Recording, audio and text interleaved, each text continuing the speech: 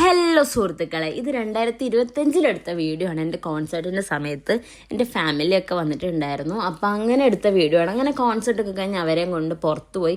അപ്പൂപ്പം വന്നില്ല, ബാക്കി എല്ലാവരുമായിട്ട് പുറത്തു പോയി. അമ്മൂമ്മ, അച്ചാമ്മ, അമ്മ, കുഞ്ഞാവ, മിന്ന, ഞങ്ങളെല്ലാവരും കൂടെ പുറത്തു പോയി. ഭാരതി മോള് വരെ പോയിട്ടൊന്ന് ചുറ്റി കറങ്ങി.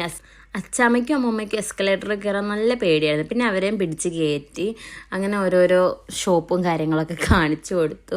അങ്ങനെ പിന്നെ ഞങ്ങൾ നേരെ പോയത് നമ്മൾ ഐസ്ക്രീം കഴിക്കാൻ വേണ്ടിയിട്ടാണ്. അങ്ങനെ പിന്നെ ക്യൂവിൽ നിൽക്കുവാണ് ഐസ്ക്രീം കിട്ടാൻ. അങ്ങനെ നമ്മൾ ഐസ്ക്രീമൊക്കെ വാങ്ങിച്ചു. അവിടെ ഭാരതിയിൽ തന്നെ കുറേ നേരം സ്പെൻഡ് ചെയ്തു. അപ്പൂപ്പം വന്നില്ല, അപ്പൂപ്പന് ക്ഷീണമായിരുന്നു.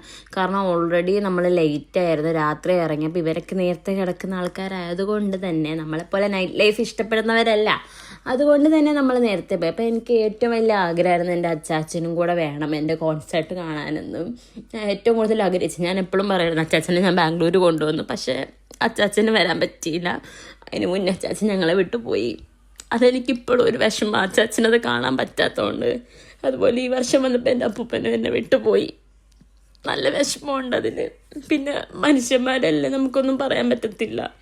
അങ്ങനെ പിന്നെ അവിടെ ഫുൾ എക്സ്പ്ലോർ ചെയ്തിട്ട് നേരെ ഫുഡ് കഴിക്കാൻ വേണ്ടി പോയി. അപ്പോഴത്തേക്ക് എൻ്റെ ഫ്രണ്ട്സൊക്കെ വന്നിട്ടുണ്ടായിരുന്നു. അങ്ങനെ അവരെയൊക്കെ പരിചയപ്പെടുത്തി കൊടുത്തു, അമ്മൂമ്മയ്ക്കും അപ്പൂപ്പനും ഒക്കെ. അത് കഴിഞ്ഞിട്ട് നമ്മൾ നേരെ അക്കായ്മ ഹിൽസിൽ പോയി. അക്കായ്മ ഹിൽസിൽ ഞങ്ങൾ പിള്ളേർ മാത്രമേ പോയല്ല, അവരെല്ലാവരും കൂടെ റൂമിലോട്ട് പോയി. ഞങ്ങൾ നേരെ അക്കായ്മയിലോട്ടും പോയി. മിന്നൂനൊക്കെ അങ്ങനെ നൈറ്റ് ലൈഫ് നാട്ടിൽ നമുക്ക് അങ്ങനെയൊന്നും പറ്റൂലല്ലോ. അതുകൊണ്ട് ജസ്റ്റ് അവരെയൊക്കെ ഒന്ന് പുറത്ത് കൊണ്ടുപോയി. അവർക്ക് ഒത്തിരി ഇഷ്ടപ്പെട്ട് അവർ ഒത്തിരി എൻജോയ് ചെയ്ത്.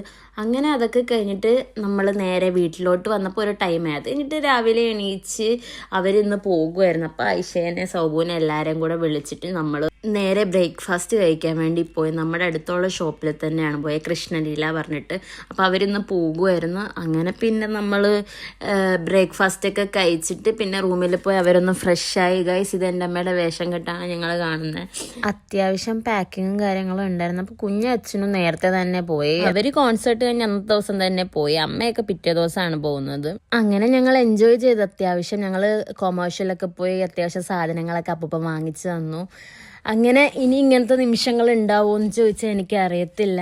എൻ്റെ ലൈഫിലെ 2 ഇമ്പോർട്ടൻ്റ് ആയിട്ടുള്ള മനുഷ്യന്മാർ എന്നെ വിട്ടു പോയി. അച്ചാച്ചൻ പോയി കഴിഞ്ഞാൽ ഞാൻ അപ്പൂപ്പനായിട്ട് അറ്റാച്ച്മെൻ്റ് ആയ. അപ്പം അപ്പൂപ്പനും പോയി.